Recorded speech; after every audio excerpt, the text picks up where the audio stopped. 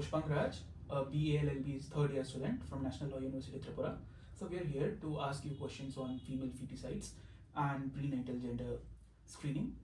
So we will be asking you questions regarding public awareness as of your expertise is in that field. So starting with the questions, I along with my teammate Rashmi Das, she will introduce you to yourself. I'm Rashmi Das, second year law student at National Law University Tripura.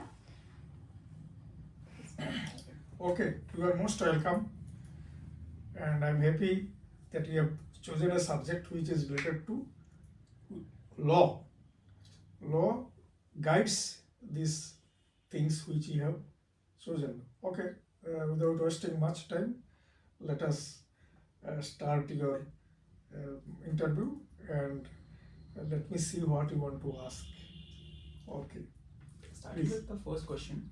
So, before we begin, could you please explain what female feticide means medically and how it is still happening in India despite strict laws like the Preconception and Prenatal Diagnostic Technical Act? So can you please tell us about this? See, if you see the sex ratio in India, you will find out that out of 1,000 male child, there are less than 1,000 female children. And we have got a statistics of 100 years. And in 100 years, starting from 2001 and onward, every 10 years there is census, that male-female ratio is always goes like this, that out of 1,000 males, male child or 1,000 children born, there are less than 1,000. It may be some 900 something, or every census it varies, but most of the time it is less than 1,000. So this is there is a gender disparity which is there in India. Now it came very low, particularly in the late 80s and early 90s and all we have seen. Then previously it was sometime it goes like that 1,000 is to, let us say 980, 970 and all. But in the late 80s and early 90s, it has come to almost 930, 931 out of 1,000 children born. Means here there are 1,000 male child, against that there are, let us say 950, 970 or 900. So this is the disparity. So moving to the next question. So Tripura's sex ratio is higher than many Indian states. So in that is 967 females over 1,000 males. Yet, experts say hidden cases of sex-selective abortion may still occur. Based on your expertise, how prevalent is this issue in Tripura? Well, this is the statistics which you have given. 1,000 is to 967. Yeah, 967 or 940. It is sometime. It came down to 949. 967 you are telling, no? Yes. Yeah, that must be the latest. This one. There also there is a gap. There is a gap. So sex-selective abortion you are talking. To go for a feticide means you have to abort the female child. I don't think that it is very prevalent in Tripura, because here the society is a bit liberal. We don't mind if there is a girl child in the family. So even though there is a gap between male and female ratio, but I don't think there is much pressure. You talk pressure in my day-to-day practice. I don't find this pressurization by the parents or the patient for sex selective abortion. Okay. So, moving to the next issue. Sir, what role do hospitals, ultrasound clinics, and medical practitioners play in ensuring compliance with the PCP-NDT Act, and what is the surveillance mechanism for continuous monitoring? Are there any gaps that need to be still addressed in the current society, sir? According to you, like you witnessed patients coming every day to you. So, do you think there are still gaps that need to be addressed? First, what you told, ultrasound clinics and? Ultrasound clinics and medical practitioners also. Yeah. So, after the advent of this ultrasound has become now very common. And as you know, this ultrasound machine can determine sex of the fetus. But it is not 100% confirmed, but it can. So after this ultrasound came, see, there is a lot of sex selection and other things. And sex selection by itself is not the end in itself. It is not the end in itself. It is sex selection and then sex selective abortion. Suppose there is a female child, female fetus, and the parents or the patient, they say that I don't want don't want this female child to be born. So if that is aborted, that is sex selective abortion. Now, in terms of all India basis, if we see, in all the North Indian states, even in Eastern India and other states, if this male and female ratio is like that, was what you are saying, out of 1,000 male, there may be some 950 female. But only state is Kerala, where this is just reverse. For every 1,000 male fetus, in Kerala we get around 1,100 female. So there it is good. But in Northern Indian states, it is worst. In Northern Indian state, it is definitely worst. So, Government of India came up with this PCP-NDT Act. PCP-NDT, as you know, it is preconception prenatal diagnostic techniques. There are certain techniques, as you mentioned, ultrasound and other genetic counseling, genetic testing and other things, by which you can determine the sex of the unborn child.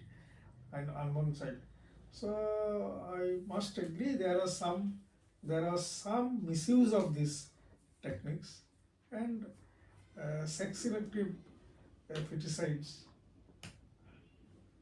are done some, but I must add in Tripura, I'm very sure that it is not as prevalent as it is in the northern states. Okay. So, moving to the next question. That includes a sociological domain in this question. So, the question is that there are cultural or social factors prevalent in the society, such as dowry, economic conditions, or family expectations, that may indirectly encourage gender bias. So, what is your opinion about such sociological factors? Yeah, it is there. Opinion, or what we see here. First of all, in India, we always believe that it is the male child of the family who carries the lineage of this particular family, particular area and everything. And females are having a secondary role from time immemorial. Now gradually it is changing, but it is definitely there. Second point is, you mentioned dowry. That is very that we must understand that when a girl child is born, she has to be married off, and then what happens? Dowry is very much prevalent in India. So along with the girl's parents, they have to give some material, money, and other things to the groom, and that becomes a burden for the family. So they don't want this female child to come into this world. This is our social position. And another thing I will tell you, another act is also that is somehow related to this female feticide, abortion, and other things. That is the succession act. Yes, sir. Yeah, this is also very important because previously it was like that it is the only the male child who will get the property from the son. But over there it has changed. Now the rule is that, now the law is that it is the both the daughter and son of a family will get the equal right of the properties. So that is also another thing. This sociologically, this is parents, they think that if a girl child is born, she will be married after some time. But while going to her in-laws' house, she will carry half of the properties there. So that has to be prevented. We followed it. This is the thing. This is another reason for this type of feticide that take place, female feticide that take place. Now, for this, if you ask me, I must say that it has to be rectified. This type of, because it is a mindset. It is our mindset. Definitely, it is changing. People are thinking. These parents think that it is both the son and daughter. They are my offspring. So this gradually they are agreeing on this law that they should get equal right for this property and other things. But still it is there. I'll tell you about the northern Indian states, particularly Rajasthan, Haryana, Punjab, like this, even Uttar Pradesh. There, in particularly in Punjab and other, lands are very valuable. Property and lands are very valuable. It is agrarian society. Lands are very this one. So half of the land, if while the daughter is married, suppose a particular family is having 10 acres of land, and if the male child and female child is to get equal, then suppose there are two children in the family, then half of the things will go. So this family will become poorer by half of the property that they are having. So this is another very serious problem that the family thinks. So that's why they don't want the female child to come into this family. They want only the male child. So don't you think this is the violation of the right of the females in the northern belt of the country? It is definitely violation. But how you prevent? This is there. I'm telling you the exact position now. Why in northern belt? Even in eastern belt, there it is maybe there it may be say 80%. Here it may be 20%, but it is definitely there. Indian that mindset, our tradition and other things, everything is has to be gradually changed. Has to be. The question is like really depends on the validity and the efficiency of the law. Like the laws being implemented in today's world are valid, but they're not as efficient as they should be. Like you just said, the Inheritance Act that the government has applied to give the females their right, that's not efficiently working, right? No, that is a different question. There are laws. Government wants this thing should go like this particular way. If it is, if whether you have to see that it is implemented properly. Why only this? If you tell like that, many other laws are there. Whether every law is efficiently implemented, may not be. So what we should see that it should be implemented properly.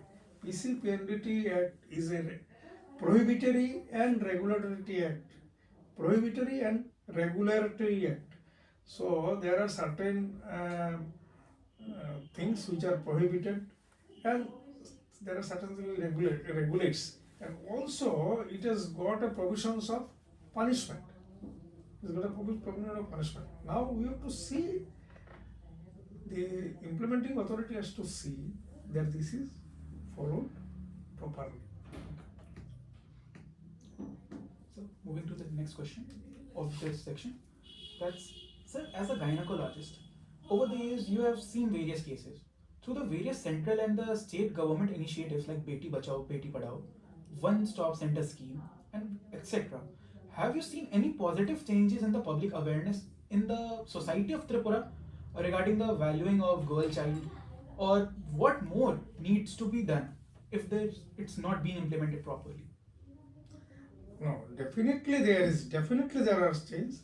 Definitely people are becoming aware of the things. People are not aware. People, they would have taken the things as it is. Yes, why the girl should take the properties from the parents' house and all. But this perception is gradually being changed. Nowadays, people are aware that this is. People are also aware nowadays that this is not correct to have the female feticide. People are also aware that there is punishment for this, particularly in the urban areas.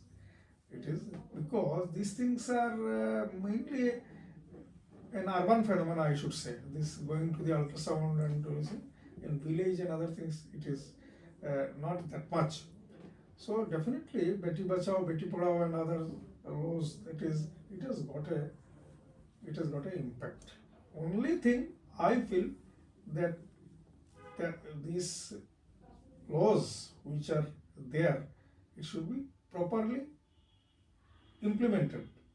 And the supervisory authority, NDT Act has got so many supervisory, appropriate authority, supervisory authority, they should do their job properly and find out whether the particular clinic, particular ultrasound clinic, particular genetic clinic, they are doing anything illegal.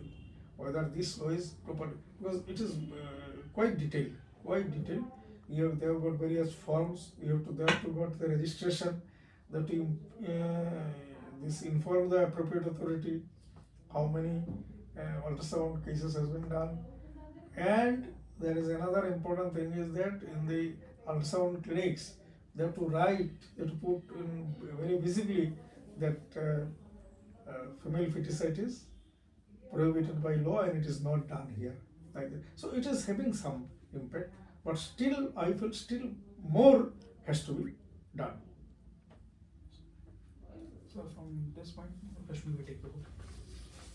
Thank you, sir. The first session was really enriching. We came across multiple aspects and a different view of looking at the issues.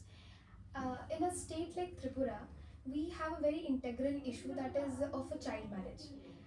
In our state, we have a prevalent increase in child marriage because in last decades we saw that in many regions where we are unable to reach, there are regions we are not able to connect, but there are due to lack of connectivity and multiple other reasons, the government schemes which are coming up, people are not aware. Due to even after putting multiple efforts, it's very difficult to reach to those places. So as a gynecologist, could you explain in simple terms how the MTP Act that has been amended in 2021 affects the women in Tripura? And are women here more aware of their legal rights regarding abortion? Because if the women are not aware, then I feel that there is no use of having the law, because it is for them and it is to be known by them. So what should be the initiatives and what is your perspective on that? MTP Act actually 73 or 72, I think it was originally enacted. The reason being, there was lot of unsafe abortion. Abortion was not regularized. Who should do the abortion, where it should be done, these things are not there. Anybody are doing abortion, any works, even doctors, but they are not following, there was no rule, nothing like that. So because this unsafe abortion was very high, government thought of regularizing this abortion, and then this MTP Act came. MTP Act was amended several times, the latest being 2021. So, thing is that previously it was like this: up to 12 weeks pregnancy, one qualified doctor could do the abortion, and from 12 weeks in the second trimester up to 20 weeks, it two opinion of the two doctors were required. Opinion of the two doctors were required.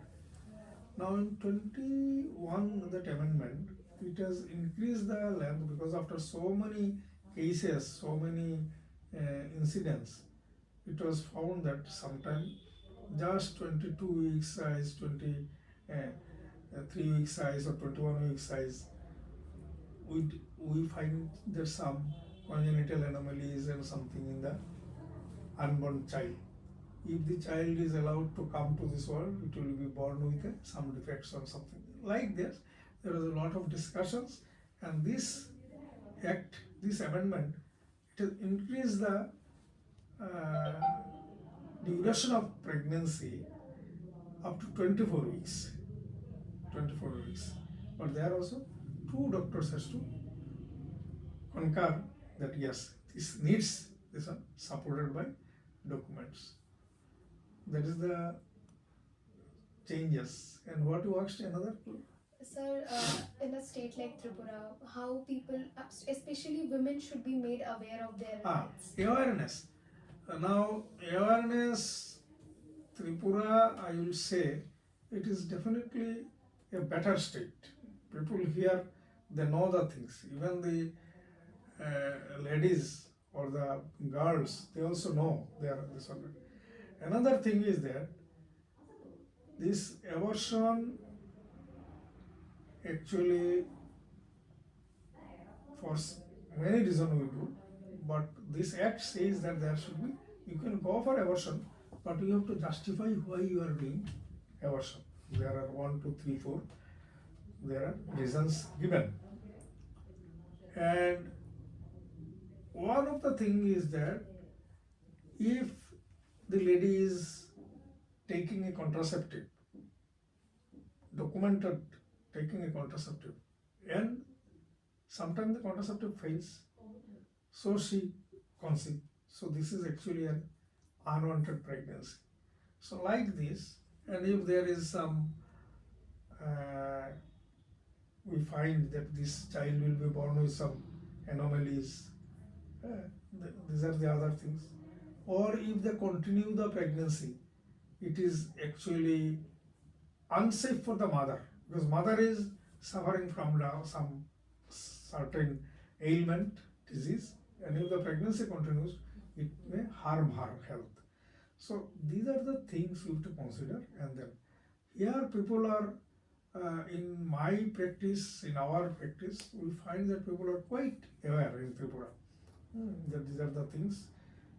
They come and they ask for this one, and if the consultant doctor, he thinks that yes, it is justified, you can do this abortion, keeping within the framework of the law.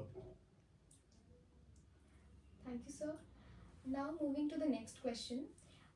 Unsafe abortion is still a concern in remote and tribal areas of Tripura, as I have already mentioned in the before question. Now, what medical complication do you commonly see arise from the unsafe practices, and what protective steps should be taken? Yeah, unsafe abortion is definitely decreased, particularly in Tripura, but it is there, particularly in remote areas. So, remote areas, and even in some let us say towns and this, and also where the patient doesn't go to the proper person and go to some quacks, so they suffer from various complications. The most important is heavy bleeding, then going for anemia, and there sometimes infection is there. So if there is infection, so all complications, and long-term complications also they lose their fertility because of this abortion, ill health and other things. So these are common. Thing is that my advice or your advice to the people will be there. If you don't want to keep the pregnancy, if you don't want to continue the pregnancy, whatever the reason, go to the proper person, go to a doctor, and then consult and go for an abortion. Doctor will consider whether this is whether your demand is correct or not, and then he will do the needful. But don't go to the anybody in the sense some unauthorized person who works for abortion. That will cause immediate and permanent damage to the lady concerned. That was very insightful, sir. Now moving to the next question.